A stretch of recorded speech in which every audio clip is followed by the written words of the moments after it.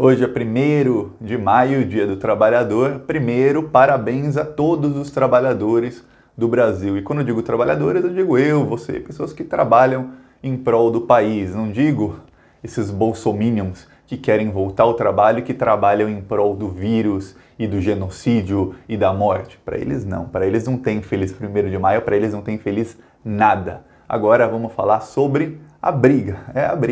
Essa briga entre Sérgio Moro e Bolsonaro vai ganhar novos capítulos nos próximos dias. Por quê? Porque o Celso de Mello é o ministro decano do STF, ele é o relator dessa investigação, do processo, em que o Sérgio Moro fez denúncias contra o Bolsonaro, a Procuradoria-Geral da República abriu a investigação e o Celso de Mello determinou que o Sérgio Moro seja ouvido em 5 dias. E o Celso de Mello ainda, hoje, faz menos de uma hora, ele proferiu outra decisão dizendo que o Sérgio Moro tem que ser ouvido o mais rápido possível e mostrar as provas, seja pelo meio que for. Como assim, Thiago, seja pelo meio que for? Quer dizer, seja online, seja em pessoa, seja por telefone, não interessa. O Sérgio Moro tem que falar com os procuradores e mostrar as provas da maneira mais rápida possível. Então o Celso de Mello quer que o Sérgio Moro mostre as provas. Enquanto isso tudo acontece, o Bolsonaro está preparando um vídeo bomba contra o Sérgio Moro. Parece que o Bolsonaro gravou o Moro fazendo alguma coisa ilegal. E o Bolsonaro também está fazendo dossiês contra o Sérgio Moro. Então temos o Sérgio Moro, que é aquele juiz eco que prendeu o Lula sem provas, que já provou várias vezes, muito mais de uma vez, provou centenas de vezes que ele pode mentir, que ele pode manipular a verdade, que ele pode distorcer e que ele é capaz de absolutamente tudo para conseguir os objetivos dele. Sérgio Moro está contra o Bolsonaro, que é alguém que tem um sistema de comunicação online muito, mas muito robusto, um sistema que consegue chegar em milhões de pessoas em poucos minutos, em poucas horas, consegue convencer o cidadão despolitizado, consegue fazer frente à grande mídia e que também já mostra todos os dias, né? Isso é até um pleonasmo falar Bolsonaro mente, é pleonasmo, é igual falar subiu para cima, desceu para baixo, o Bolsonaro mentiu, é a mesma coisa. Bolsonaro mente, então o Bolsonaro e Moro, duas pessoas que mentem, que não têm escrúpulos nenhum, que vão fazer de tudo para conseguir seus objetivos, eles vão se bicar nos próximos dias. A coisa vai ficar bem, mas bem feia. E se você quer nessa briga, você torce pro Moro, pro Bolsonaro, para quem você torce? Comenta. Eu, Thiago, eu torço pra briga. Se você também torce pra briga, se inscreve no canal, curte o vídeo, é 1 segundo se inscrever no canal, é de graça, a maioria das pessoas que assistem aos vídeos não são inscritas no canal e essas pessoas não fazem ideia de como ajuda a se inscrever no canal, porque você se inscrevendo, o YouTube mostra esse vídeo para outras pessoas que não são inscritas. Então, enquanto os bolsominions, os bolsonaristas, que têm canais muito grandes no YouTube, eles divulgam mentiras, a gente quebra as mentiras com a verdade, enquanto eles tentam distorcer a narrativa, criar histórias, e falar em verdades, a gente vem aqui e mostra a verdade. Então se inscrever no canal ajuda muito para que o YouTube mostre o vídeo não só para você no futuro, mas para outras pessoas. É 1 segundo de graça. Agora vamos falar sobre a briga. Olha só, muita gente não está levando em consideração, eu estava vendo isso nas conversas na esquerda, então muita gente não levou em consideração que o Sérgio Moro, ele foi juiz de direito por muitos anos. A gente está acostumado com o Sérgio Moro não mostrando provas e prendendo sem provas. O Sérgio Moro e o Deltan Dallagnol fizeram isso contra o Lula e a gente está acostumado a isso. Mas o Sérgio Moro foi juiz de direito, ele sabe que quando ele não é o juiz e quando o Deltan Dallagnol não é procurador, ou seja, quando ele não tem um procurador que tem amor platônico por ele, não há conluio entre o juiz e a acusação. Isso não existe. Então o Sérgio Moro sabe que quando ele está acusando, e o juiz não é ele precisa mostrar provas. E como alguém que tem tanta experiência nisso, com certeza o Sérgio Moro colheu provas nos últimos 6, 7 meses contra o Bolsonaro. Eu não sei se ele tem áudios, se ele tem vídeos. Ele disse que tinha áudios. Eu não sei se ele realmente tem, se ele tem vídeos, mas ele tem que ter provas contundentes sobre o que ele falou contra o Bolsonaro. Por quê? Ele sabe que contra ele tem alguém que não tem escrúpulos nenhum, que tem essas milícias digitais bolsonaristas. E se tem alguém que sabe muito bem disso é o Sérgio Moro. Lembra do pavão misterioso? Quem não lembra, quando saiu a Vaza Jato mostrando que o Sérgio Moro é um criminoso daqueles do pior calibre, o Carlos Bolsonaro criou o tal do pavão misterioso, que era uma conta no Twitter chamada Pavão Misterioso, em que o Carlos Bolsonaro cometeu crime de falsidade ideológica, de outras coisas, porque ele pegou um chip da Claro, se eu não me engano, e colocou no CPF do Davi Miranda, que é o marido do Glenn Greenwald, e ele criou essa conta de celular do Pavão Misterioso e ficou divulgando conversas que seriam entre o Glenn Greenwald, o Jean Willis, o Davi Miranda, outras pessoas do PSOL, do PT, e de que eles todos estavam comprando o Glenn Greenwald para inventar conversas do Sérgio Moro. Lembra disso? Era uma babaquice, uma coisa tão esdrúxula, uma invenção. E isso foi disseminado muito no Terça Livre, pelos blogs bolsonaristas, as redes bolsonaristas disseminaram muito esse Pavão Misterioso, porque ele era quem ia falar a verdade e acabar com a Vaza Jato, mostrar que a Vaza Jato era uma farsa.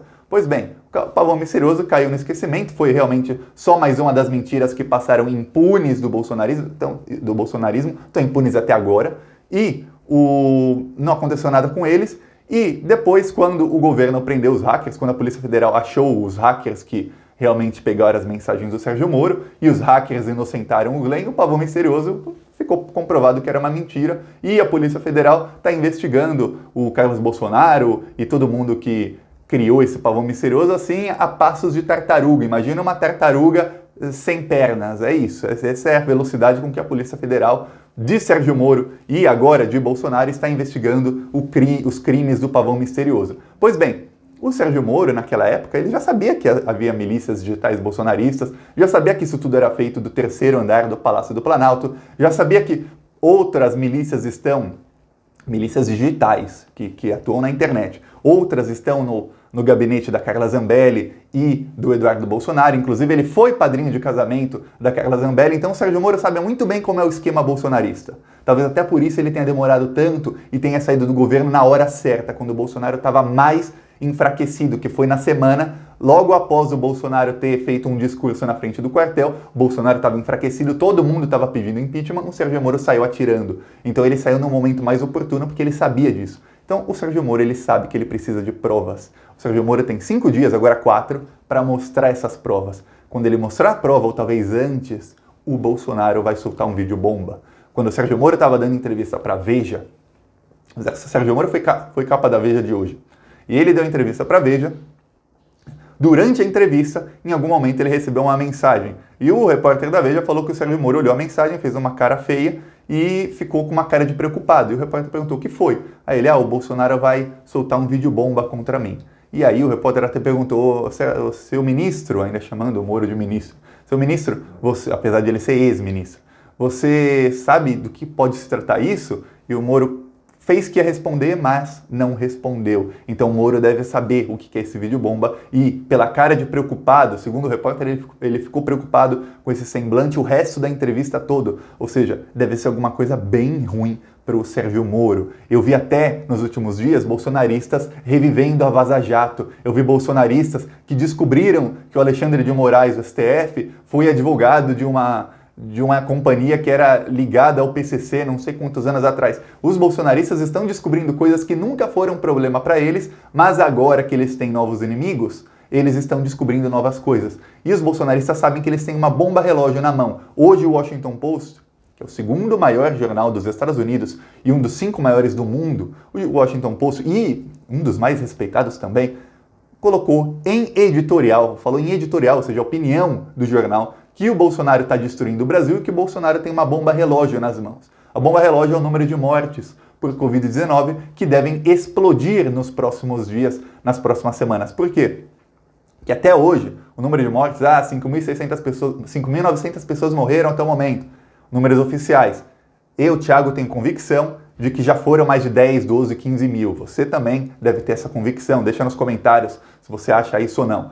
Mas os leitos de UTI, na maioria das grandes cidades, estão ficando cheios. Ou seja, em São Paulo já tem 95% dos leitos de UTI cheios. E os 5% que ainda há vagas são leitos de UTI de hospitais particulares. Porque até nisso, até numa pandemia, a gente vê como a luta de classes é uma coisa que tá no capitalismo e faz parte da vida. As classes mais ricas, eles têm a oportunidade de se salvar. Então todos esses que estão saindo de casa contra o fim da quarentena, não, a favor do fim da quarentena, pelo fim do isolamento, vamos voltar a trabalhar, se eles ficarem doentes, eles têm UTI.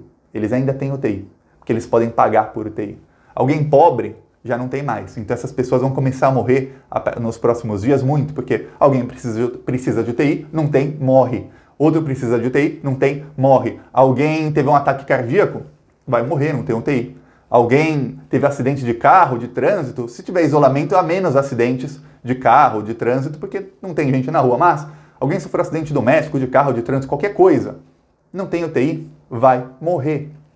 Então o número de mortes, não só por Covid, mas por outras coisas, vai começar a aumentar no Brasil. E em todas as capitais vai saturando o número de UTIs e vai começar a aumentar o número de mortes. Ah, Thiago, você está torcendo pro vírus. Não, eu não estou. Infelizmente, com o nosso desgoverno e com os nossos governadores também competentes, o Bolsonaro é o pior, o Bolsonaro é um genocida, veja bem. A diferença entre competente e incompetente e quem tem pelo menos uma boa intenção é uma coisa. Quem tem más intenções é outra coisa. O Bolsonaro tem más intenções. Então separa o Bolsonaro. Os governadores são incompetentes. Qualquer país do mundo, todos os países de primeiro mundo decretaram o lockdown, quer dizer, as pessoas não podem sair de casa, a não ser que tenha um motivo, e quem sair de casa sem motivo leva multa. Todos os países decretaram lockdown muito antes da situação chegar nesse ponto. O Maranhão foi o primeiro estado do Brasil que tem o melhor governador do Brasil, que foi o único que teve coragem de decretar o lockdown lá no Maranhão a partir do dia 5 de maio.